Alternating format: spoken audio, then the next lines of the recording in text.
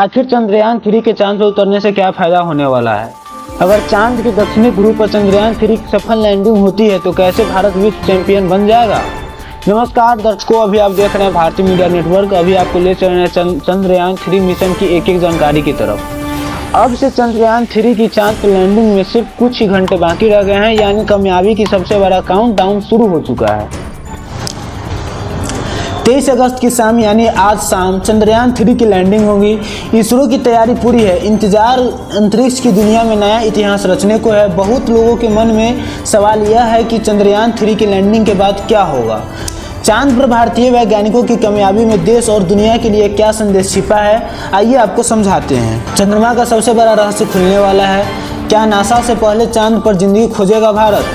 क्या चांद पर इंसानी घर का सपना पूरा होगा? हर इंसान के दिमाग में चांद को समझने की जिज्ञासा है, लेकिन आज तक चांद को लेकर तमाम सवाल जस के तस हैं।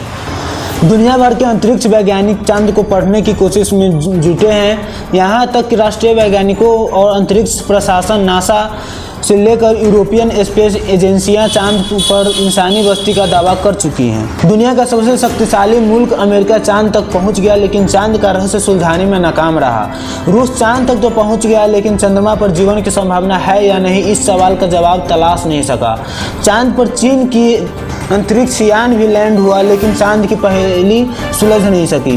भले ही भारत का चंद्रयान लैंडिंग के वक्त फेल हो गया, लेकिन भारत के मिशन से दुनिया को पहली बार पता चला कि चांद पर पानी मौजूद है। इससे पहले चांद पर पानी की संभावनाओं को नासा सिरे से नकार चुका था। अब पूरी दुनिया को इन नज़रों में भारत के चंद्रयान 3 पर है। 23 अगस्त पर चंद्रयान 3 की सफल लैंडिंग का मतलब है चांद को लेकर इंसानी दिमाग में चल रहा एक एक सवाल का जवाब मिलने की उम्मीद। कर लो चांद मुट्ठी में, जी हाँ, पूरा भारत एक साथ मिलकर भारतीय अंतरिक्ष अनुसंधान संगठन यानी इसरो से यही कह रहा है। 23 अगस्त शाम 6:04 ये वो टाइम तय किया गया है कि जब चांद की सतह पर चंद्रयान 3 के लैंडर विक्रम की सॉफ्ट लैंडिंग होगी।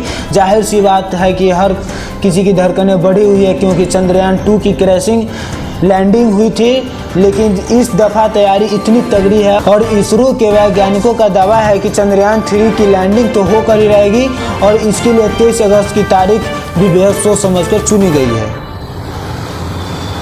तो आइए अब उसकी वजह भी आपको बता दें।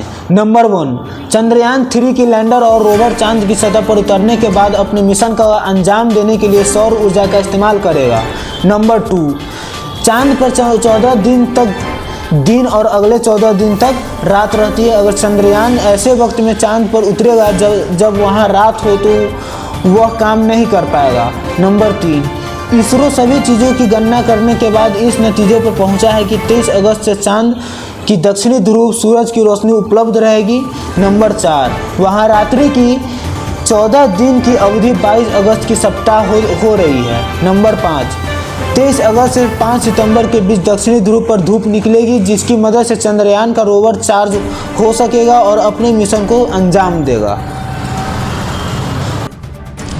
इसरो के पूर्व डायरेक्टर प्रमोद काले के मुताबिक चंद्रमा की दक्षिणी ध्रुव पर तापमान -230 डिग्री तक चला जाता है। इतनी कड़ाके की सर्दी में दक्षिणी ध्रुव पर चंद्रयान का काम कर पाना संभव नहीं है। यही वजह है कि 14 दिन तक जब दक्षिणी ध्रुव पर रोशनी रहेगी, तभी तक इस मिशन को अंजाम दिया जाएगा।